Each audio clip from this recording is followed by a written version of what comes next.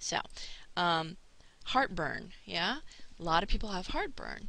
Um, what you probably don't know, I mean, you never hear about this, but the pancreas, it's not just responsible for creating insulin, right? One of its primary roles in your body is to create this bicarbonate alkaline solution. Yeah? At the bottom of your stomach, you've got this little valve, right? So everything's in your stomach churning away, dissolving, whatever, digesting in this acid. Afterwards, there's this little valve at the bottom of the stomach that opens up and lets it go down into the intestines. Well, it's highly acidic. So before it can go into the intestines need to be made highly alkaline to neutralize the acid. And that's where the pancreas comes in with the solution. It bathes the top part of your intestines in this solution to immediately neutralize this acid. Now, the main component of this solution is water. If you don't have enough water to do this, then that valve, thankfully, thank your little body, thankfully will not open, because if that acid hits your intestines, you're in big trouble because you don't have a mucosal lining all to protect it, like the stomach does, this constantly rebuilding mucosal lining. So the pyloric valve, I believe that's which valve it is, it refuses to open, and then the only other choice is for the food to go up, and then that's going to cause heartburn. And the other valves up above start loosening up and let things go back up the other direction. And this, by the way, is a classic symptom of a hiatal hernia, which as I understand, is incredibly painful. Basically, it's your esophagus goes down into the stomach, right? And there's a gap in your diaphragm to let that little tube go through, or a hiatus. And when you have this, when you don't have enough water to properly digest your food and it heads up the other direction, apparently it looks like it carries some of the stomach up with it. It forces some of the stomach up through that little gap and into the chest cavity. And apparently this can be very, very painful. So, hey, there's a really simple solution. Just drink some water. I don't need a little camera in my stomach or, oh gosh, this is just madness. All right. All right. Know anybody with asthma? I mean, look at this little boy. I mean, darling, I don't want to see this, just not necessary, okay? I don't know if this is going to work in every instance, but the way Dr. B describes this sure sounds good, and he's helped many, many, many people with asthma and allergies, okay?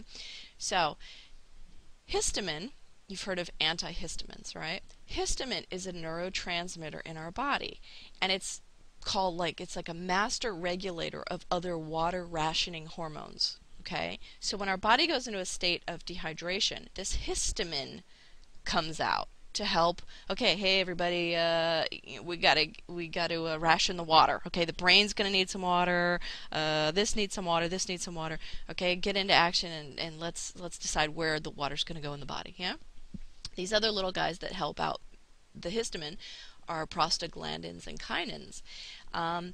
When any of these hormones or neurotransmitters, whenever they hit nerves, they tend to put out pain, okay? So when they run across certain nerves, pain is experienced, okay? But this histamine, another one of its roles is to restrict the bronchioles in the lungs, okay? Stick with me here. It restricts or,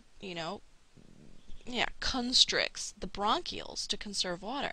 When you're out in the cold, right, and you breathe, you see the steam. This is where a lot of our moisture is lost in our body. So it makes sense. If you don't have enough water, the body's going to say, hey, we need water for the brain.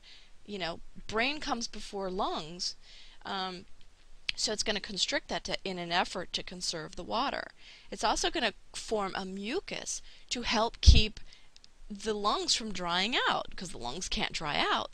So it'll call up and create a mucus. Now this is going to block the passageways. So you got, not only are they constricted, but they're also clogged up with mucus. And this is going to obviously cause some serious breathing problems, yeah? Now here's interesting.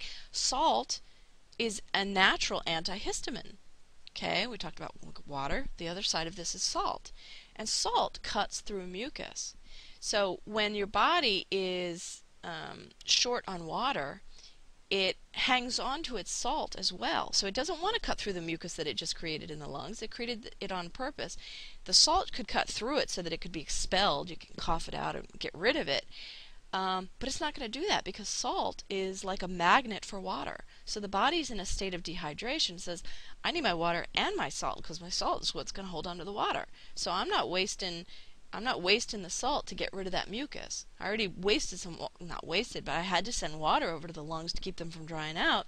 I'm not about to send the salt to get rid of it. So a natural solution to this would be to increase both your water and your salt. So your bronchioles don't have to constrict in order to conserve water because you'll have enough water. I mean, there's like 3,000 children die every year from asthma. I mean, I've never experienced it, so I don't know, but I can only imagine how horrible that must be when you feel like you can't get any air. Ugh. So one way to immediately stop an asthma attack, go ahead and give this a try. Send me an email on this if this works. I can't try because I don't have it, but I know other people have tried it and they say it works. Drink a glass of water and immediately, maybe one, two, I don't know. Oh, by the way, when we talked about the dyspepsia, he said 3 glasses of water. If you have the dyspeptic pain, something about he said he's tried it with 2 glasses of water, it didn't work. He had it spread out over time, it didn't work. He said it's 3 glasses of water. That's what takes that pain away. So anyway, sorry. So here he says, drink a glass of water, and then immediately put a pinch of salt on your tongue. In that order. Water first, little pinch of salt on the tongue. That will tell the brain that, hey, I've got enough salt in the body, and we've got water. We've got water and we've got salt. We're cool. We can relax now.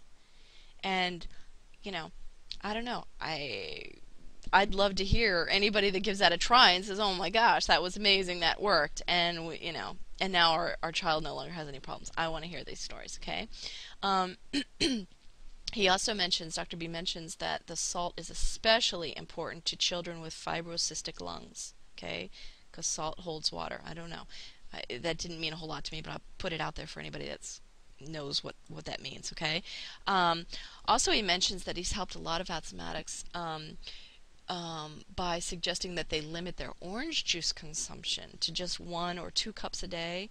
So he's had some people that have had asthma and they do what he says and then the problem doesn't clear up, and then he finds out it's because they drink too much orange juice. Orange juice has a lot of potassium, and then they get out of balance with potassium. They have too much potassium. We need potassium after salt. It's the next most important, yeah, thing our body needs. But if it goes overboard, then that will create the histamine problem. It creates an overproduction of histamine. So he's helped a lot of people that maybe the water and the salt didn't help. The next step was, hey, how much orange juice are you drinking? Reduce that, and then the problem was solved. Okay, so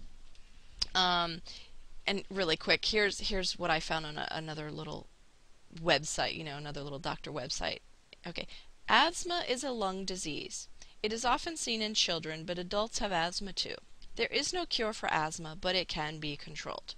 Okay, that's their way of looking at it. It is a disease. It cannot be cured. Okay, I'm so tired of hearing this. All right, let me read a little testimonial from his book. Okay, let's see, this is from 1994. To whom it may concern.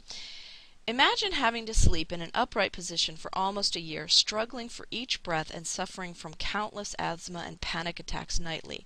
That was me until 5 months ago. On March 27, 1993, I was hospitalized with a severe asthma attack and developed bronchial pneumonia.